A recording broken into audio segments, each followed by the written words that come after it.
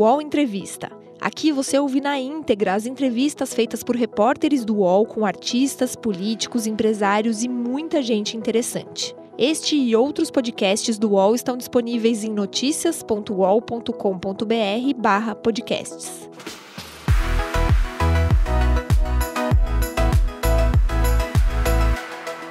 PagBank, a sua conta grátis do PagSeguro. Baixe já o app e abra sua conta em 3 minutos. Nós hoje vamos entrevistar o governador de São Paulo, João Dória. Governador, muito obrigado por nos receber. Obrigado, Josias. Eu queria lhe perguntar, para começar, governador, nós tivemos um período eleitoral, depois da eleição, previa-se que a economia brasileira ia dar uma deslanchada, falava-se num crescimento de 2%, os mais otimistas falavam mais até do que 2%.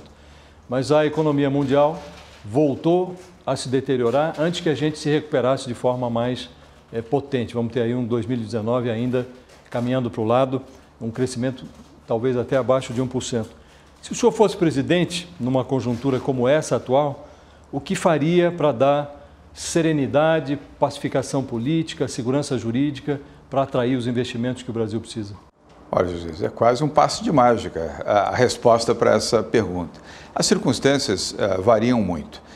Eu também estava no grupo dos otimistas que acreditava que o crescimento do país pudesse ser esse ano em torno de 2,5%. Portanto, eu me incluía dentro desse grupo mais otimista. Seja pela política econômica que já se pronunciava com Paulo Guedes, seja diante do próprio cenário internacional. E, infelizmente, não foi isso que ocorreu. Pelas duas razões, dadas as circunstâncias internas e as circunstâncias externas. Não se imaginava, no final do ano passado, uma conflagração entre a maior economia do mundo e a segunda maior economia do mundo, entre os americanos e os chineses. Tinha-se, evidentemente, já um espírito beligerante do presidente Trump, mas não se supunha que o establishment americano fosse consentir ou admitir que o presidente da República pudesse fazer um desafio desta ordem ao mercado de bilhões de consumidores, como é o mercado chinês, e que alimenta também fortemente o mercado de consumo nos Estados Unidos. Isso foi um baque para a economia mundial, não só para a economia chinesa, mas para a economia mundial. E, a meu ver, também para a própria economia americana. Não quero fazer juízo sobre política americana, mas não me pareceu a melhor medida. Aliás, toda atitude radical, ela sempre traz consequências radicais. E aqui no Brasil também as dificuldades na aprovação da reforma da Previdência. Felizmente, que avançou e será muito em breve aprovada definitivamente pelo Congresso, mas mais difícil do que se supunha. Imaginava-se um esforço contemplado com resultado, com menos deflagrações e com menos conflitos, como acabou ocorrendo. Mas, de toda forma, vamos ter a reforma da Previdência. E a economia brasileira vem apresentando resultados muito tênues. Eu continuo confiando na política econômica do ministro Paulo Guedes, até porque é um homem preparado, bem formado e que advoga, como eu advogo também, uma economia liberal, uma economia de mercado. Como o senhor disse, toda atitude radical produz radicalismo, né? O senhor se referia ao presidente Trump. O senhor não acha que internamente também houve muita atitude radical que retardou uma aprovação de reformas que poderiam andar mais rapidamente, que deixou o ambiente mais conturbado do que deveria? Me refiro às atitudes do presidente Bolsonaro.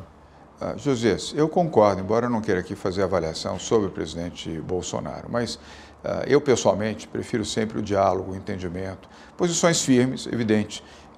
Eu mesmo declarei quando assumi o governo de São Paulo que o muro está extinto no PSDB, como de fato está. O PSDB agora tem posições, ou é sim ou é não, mas decide, não fica em cima do muro.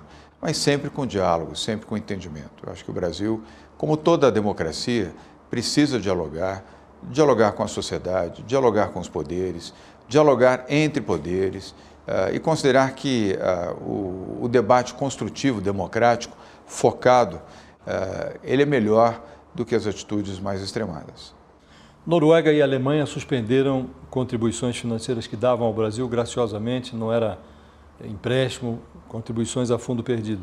Fizeram isso em reação ao desmonte da política ambiental do governo.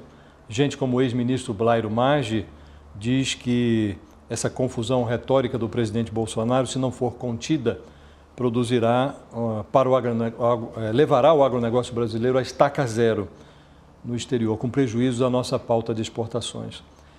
O que fazer? Evitar o radicalismo.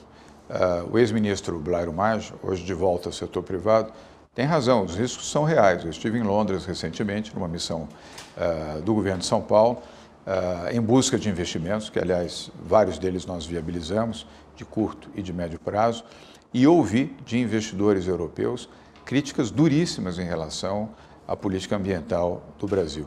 Talvez mais a retórica até do que a própria política. Não houve tempo ainda para se produzir uma política efetiva, mas a retórica mais radicalizada, ela foi muito mal absorvida no continente europeu, não apenas por noruegueses e alemães, mas por toda a comunidade europeia. Os franceses também reagiram fortemente, até mesmo países latinos como a Espanha, Portugal e Itália reagiram mal às colocações mais radicalizadas aqui do governo brasileiro. Não é um bom caminho e no caso da Europa, da comunidade europeia, Josias, eu posso afirmar que lá a reação foi muito forte e pode colocar em prejuízo o agronegócio brasileiro. Em outros países, nem tanto. O Médio Oriente, Japão, a própria China, o efeito de posições mais radicalizadas na questão ambiental tem efeito menor, mas tem. Agora, no continente europeu, isso pode colocar em prejuízo, inclusive, a recém-conquista que o Brasil obteve de canais mais fluidos, mais abertos com o continente europeu. Neste momento, está sob risco. O senhor diria que está sob risco até o próprio acordo Mercosul-União Europeia? Do ponto de vista do Brasil, sim. Se não houver uma mudança de discurso e de reposicionamento, esse risco é real.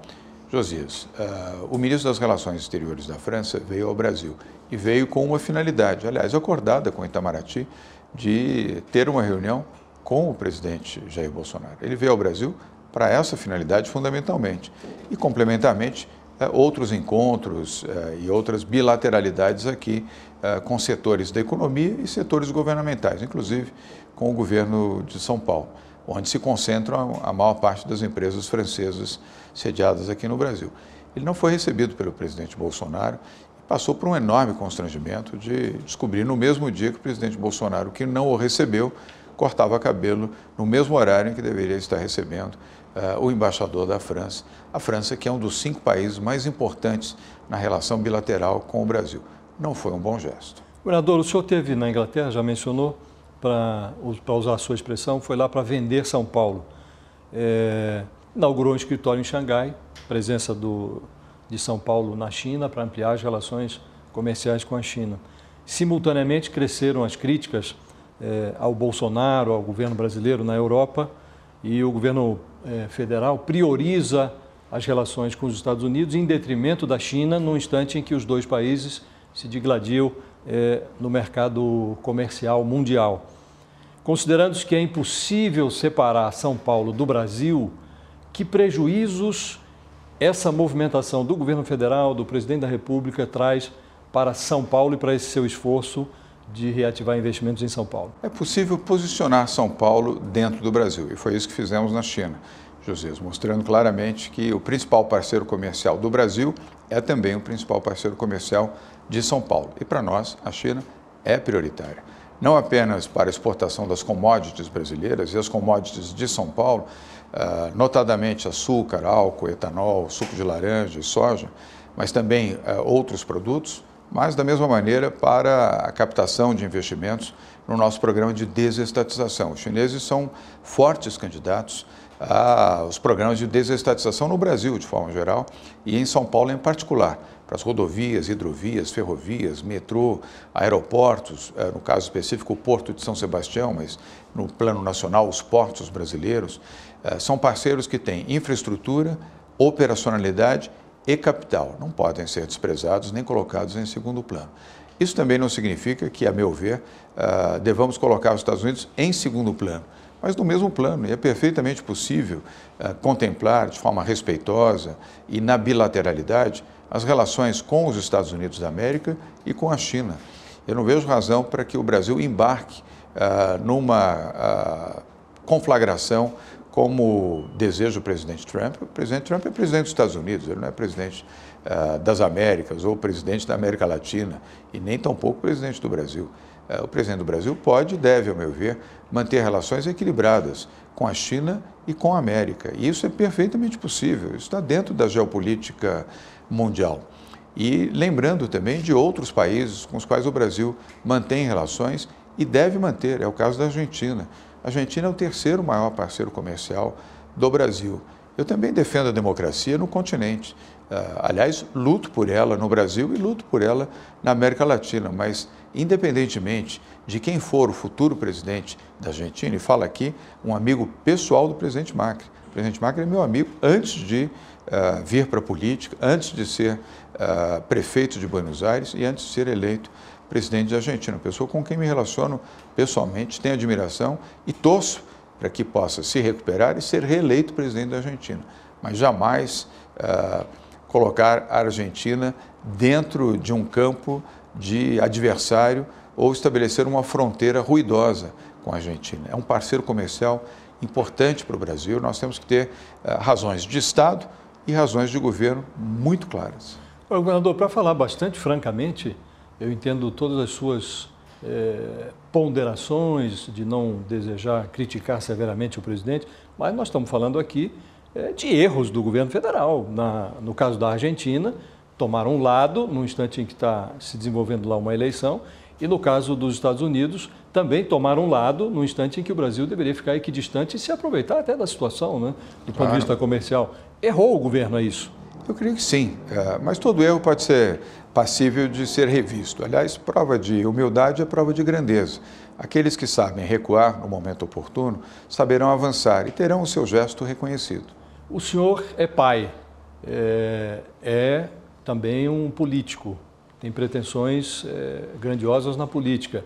Nomearia um filho para embaixador em Washington e a proximidade desse filho e do próprio pai, o presidente Bolsonaro, com o presidente Trump, isso não compromete um pouco o interesse nacional, uma vez que o embaixador nos Estados Unidos não se limita ao relacionamento com a Casa Branca, é mais amplo, é mais complexo, é mais complexa a atividade, não acha?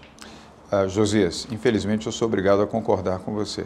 Não é uma boa atitude, não é um bom gesto. Eu jamais nomearia nem meu filho, nem ninguém da minha família para nenhuma função pública, ainda mais numa circunstância de uma embaixada que é a mais importante embaixada brasileira no exterior.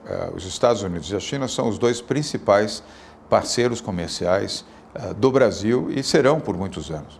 Faria o menor sentido eu procurar nomear um filho, um parente, um primo, tio ou quem fosse para ser embaixador do Brasil em Washington ou em Pequim. O senhor já disse, governador, inúmeras vezes que é hora de gestão, não de eleição. Portanto, eu não vou lhe perguntar que seria chover no molhado, se o senhor vai ser candidato à presidência ou não. Mas eu lhe pergunto outra coisa. Qual seria, nesse momento, a seu ver, o perfil ideal de um candidato à presidência? O que é que teria que oferecer ao país alguém que almejasse esse posto?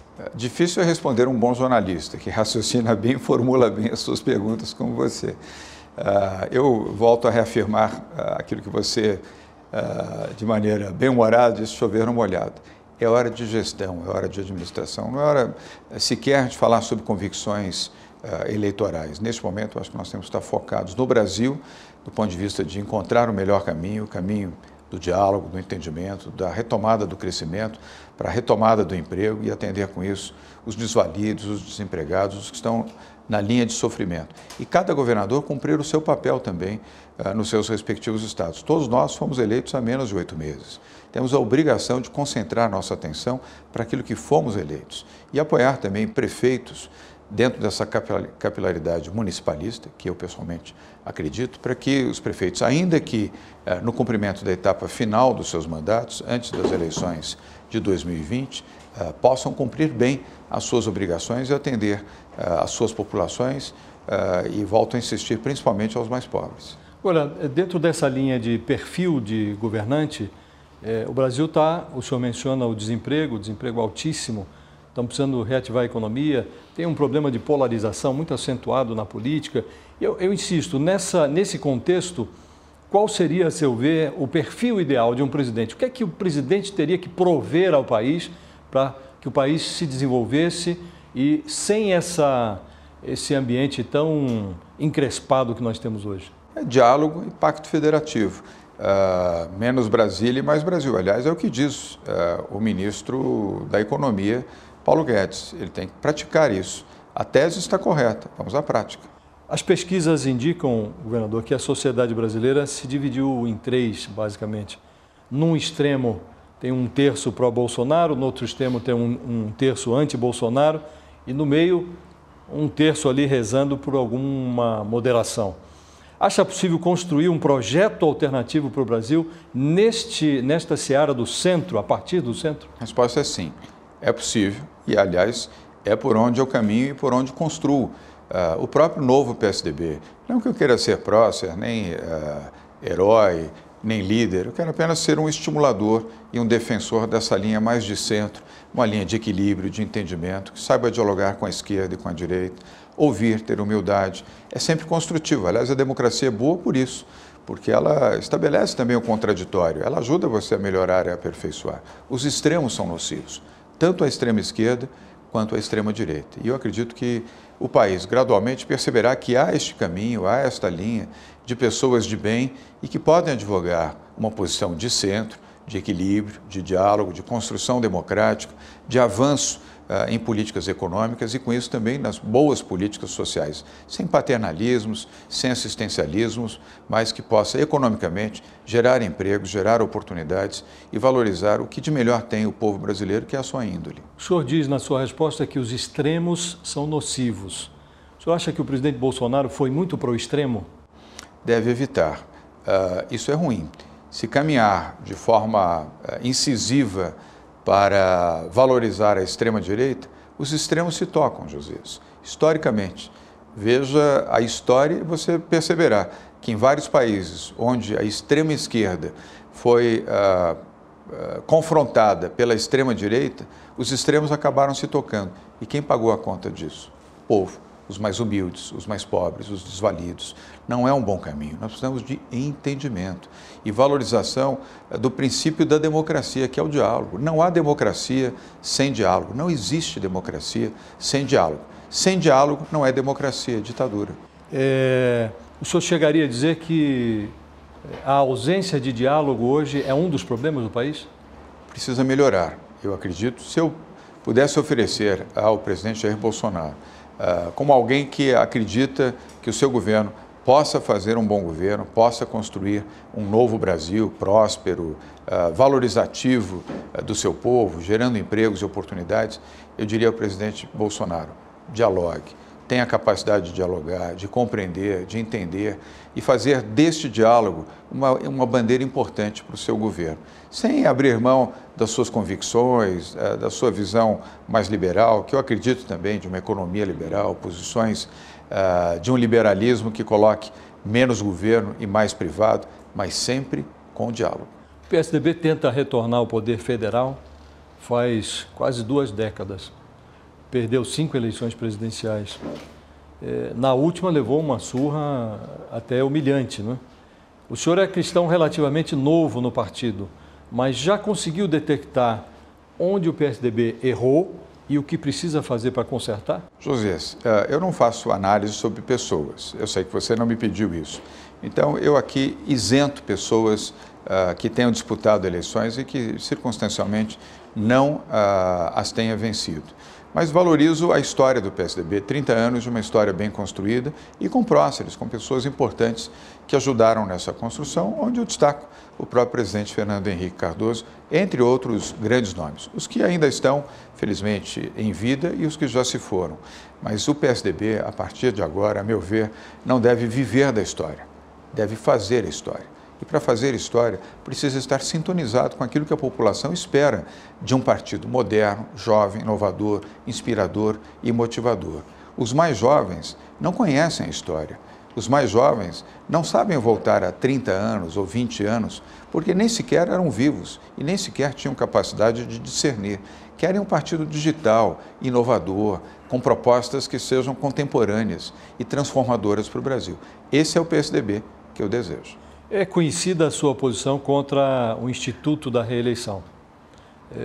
O senhor é contra a reeleição. Mas o presidente Jair Bolsonaro manifestou até precocemente o desejo de concorrer a um segundo mandato. Nessa hipótese, o senhor acha que haveria alguma chance de composição do PSDB com o presidente Bolsonaro ou é inevitável que o PSDB tenha um projeto próprio presidencial? José, é cedo ainda para fazer essa análise, mas eu volto a reafirmar aqui o enunciado da sua pergunta. Eu sou contra a reeleição. Contra a reeleição no Brasil nas circunstâncias atuais. Talvez no futuro, diante de uma reforma política, eu possa reavaliar essa posição. Hoje, até contrariando figuras importantes do meu partido que acreditam e aceitam a reeleição, eu pessoalmente entendo que ela não é boa. Não é boa no plano municipal, não é boa no plano estadual e não é boa no plano federal. Não há no Brasil, você que é um estudioso, além de ser um brilhante jornalista, não vai encontrar nenhuma situação onde um reeleito tenha feito um melhor governo no segundo mandato do que no primeiro mandato. Isso exigiu distensões, facilitações, negociações que foram nocivas e ruins para municípios, para estados e para o próprio governo federal.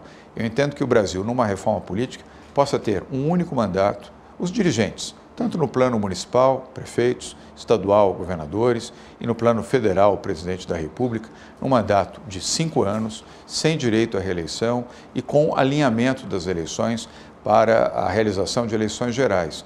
O Brasil não suporta a cada 2 anos uma eleição, paralisa uma parte considerável do país, estabelece uma deflagração de radicalismos, de disputas, o que faz parte, eu diria até, no momento eleitoral, você tem sempre situações mais tensas. Eu entendo, é ruim, porque você sofre, mas faz parte do jogo. Mas é melhor que isso aconteça uma vez cada 5 anos do que a cada 2 anos. O prejuízo é grande para o país e para a população com eleições a cada 2 anos. Para fazer isso, governador, teria que ou prorrogar o mandato, ou encurtar o mandato de alguém.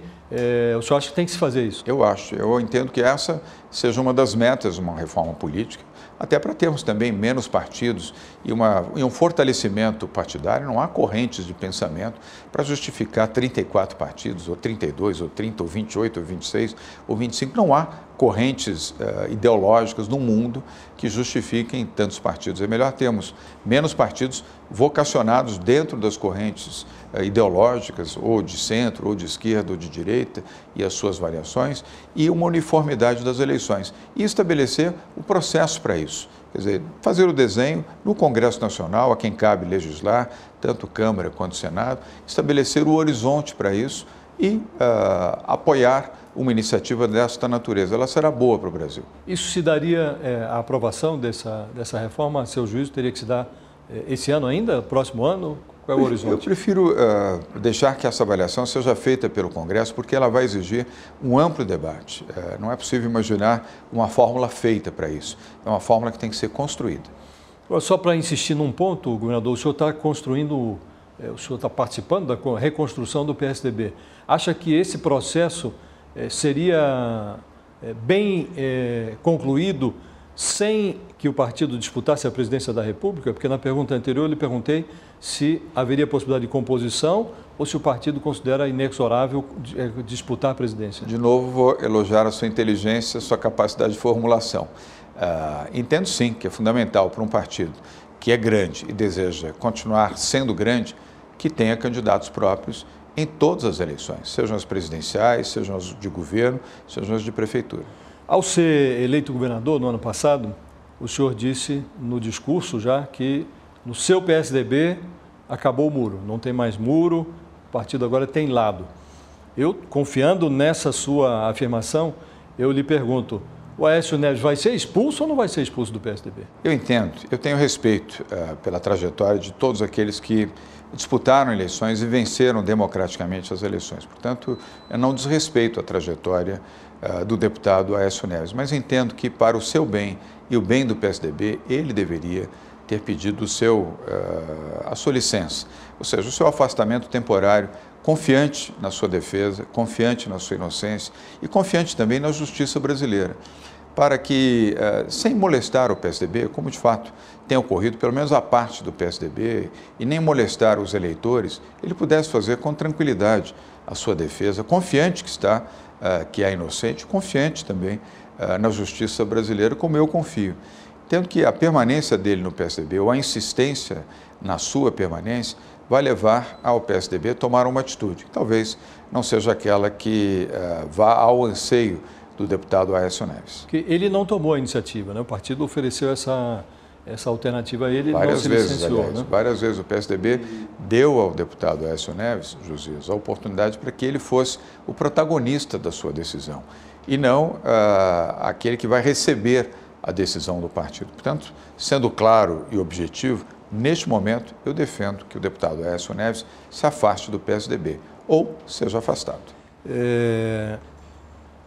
O PSDB, na votação do projeto sobre a lei que pune abuso de autoridade, liberou a sua bancada, não tomou uma posição. Embora tenha sido uma votação simbólica, no encaminhamento da votação ele liberou a bancada. Não tinha acabado o muro? Tinha, mas esse é um tema que exigiria um estudo mais profundo, porque há posições que merecem ser avaliadas. Eu entendo também que a lei é importante. A meu ver, eu apoio uma lei que possa estabelecer penalidades. Não há pessoas que sejam acima do bem e do mal. Não pode se imaginar que promotores públicos, por quem tenho grande respeito, estejam acima do bem e do mal. Há uma exacerbação da função da promotoria pública em vários casos, em várias circunstâncias. E não há quem avalie ou quem possa punir o excesso, o abuso de autoridade. O mesmo em relação a outras manifestações dentro da sociedade brasileira, dos poderes constituídos. Mas isso vai exigir muito cuidado e uma atenção do Legislativo para que esta formação, este quadro de uma nova medida legal possa ser o mais fiel possível, o mais justo possível. E isso realmente não é um fato que está, vamos dizer, totalmente consignado na proposta de lei que está no Congresso nesse momento e que foi votada, aliás. Foi aprovada. Está para ser sancionada pelo presidente da República com vários reparos do ministro Sérgio Moro, né? O ministro acha que já na legislação em vigor há a possibilidade de fazer esse tipo de controle sobre a atividade de promotores, de juízes e tal. O senhor, portanto, nessa matéria está discordando do ministro Moro, né? Eu acredito, e eu respeito também muito o ministro Sérgio Moro, é um homem de bem, mas eu tenho visto até como ex-prefeito da cidade de São Paulo, como governador, no caso da promotoria pública, abusos intoleráveis de promotores que no interior do estado de São Paulo, apenas para citar um exemplo concreto, querem mandar mais e querem decidir mais do que aquele que foi eleito. Um prefeito, bom ou mal, ele foi eleito. E tendo sido eleito, essa é a regra democrática, ele foi eleito para cumprir uma função. Desde que ele siga as regras, seja honesto e seja correto, ele tem isto por direito conquistado no voto. Um promotor não se submeteu ao sufrágio de uma eleição, então ele não pode desejar estar acima de um prefeito. Ele tem a função reguladora de defender, evidentemente, o interesse público e o interesse daqueles que, diante de um sofrimento ou de uma situação de injustiça, possam ter a reposição disso. Mas ele não pode se arvorar na condição de ser mais importante e querer mandar, liderar e comandar um município, ou um estado, ou um país acima daqueles que foram eleitos. Governador, o ministro Dias Toffoli suspendeu inquéritos que usavam dados detalhados do COAF, da Receita Federal, no país inteiro. E o presidente Bolsonaro aproveitou o ensejo para reformular o COAF, transferindo para o Banco Central. A PF e a Receita avaliam que estão sob cerco político. Sérgio Moro está cada vez menos prestigiado no governo. O senhor acha que pode estar havendo uma reação anti-Lava Jato, uma reação das pessoas que foram afetadas por esse esforço anticorrupção? Josias, eu não sei se a intenção deliberada é essa, diante das mudanças que foram propostas, mas a interpretação é cabível. E o senhor acha que seria adequado que as forças políticas agissem em sentido contrário para desfazer essa impressão? De novo, o diálogo. O diálogo não pode ser eliminado em circunstâncias como essa. Medidas dessa natureza devem ser precedidas de diálogo, de entendimento. Às vezes, precipitações, ainda que com boas intenções, levam a consequências ruins. E volto a dizer, um bom líder ou uma boa liderança, para não me referir especificamente a uma pessoa, é representada também por aqueles que possam dar um passo atrás para dar 2 passos adiante. Não há enfraquecimento em você voltar atrás e reconhecer um erro para o aprimoramento de uma medida. Há grandeza, sabedoria naqueles que tomam essa atitude. O deputado Alexandre Frota acabou de ser filiado ao PSDB, já há uma contestação. José Aníbal e Pedro Tobias estão pedindo a impugnação dessa filiação. O senhor acha que a filiação de Alexandre Frota foi um acerto? Foi. Alexandre Frota mostrou e revelou-se um excelente parlamentar, dos melhores no Congresso Nacional. É preciso também ter em mente que nós não podemos ser discricionários. Aliás, você não pode advogar numa tribuna contra a discriminação e depois, na prática, exercer a discriminação. Por quê? Porque ele teve uma atividade profissional legítima que você talvez moralmente pudesse condenar, vai condenar um cidadão eternamente por conta disso, porque a sua moral é diferente da moral que ele praticou. O senhor se refere à atividade dele como ator? Como ator. Isto é discriminação, clara e objetivamente. Ora, como pregar na tribuna de um congresso, num artigo de jornal, em manifestações, em palestras, que é contra a discriminação, que é a favor dos LGBTs, que é a favor da diversidade e depois, num determinado momento, por conta de um passado, estigmatizar alguém? Qual a razão do ex-senador Zé Aníbal de contestar? Qual a razão do ex-deputado estadual Pedro Tobias contestar essa filiação? Houve algum ato de desonestidade? Houve algum procedimento de corrupção que possa marcar a vida do Alexandre Frota? Não. Discriminação, que, aliás, representa uma parcela do ódio contra a qual eu sempre vou me insurgir e contra a qual eu sempre vou me colocar do outro lado. E, além disso, Alexandre Frota, em 7 meses, desde que foi eleito, foi um brilhante, competente e dedicado deputado federal pelo seu partido, o PSL. E agora, para meu orgulho e satisfação, ele integra o PSDB e será um grande parlamentar na Câmara Federal. Governador, muito obrigado pela entrevista. Obrigado, Josias. É sempre um prazer. Muito obrigado. Recebe salário, faz transferência, pagamento, recarga de celular e até empréstimo, tudo sem taxa. PagBank, a sua conta grátis do PagSeguro. Baixe já o app e abra sua conta em 3 minutos. O UOL Entrevista tem edição de áudio de Amer Menegassi e coordenação de Diogo Pinheiro.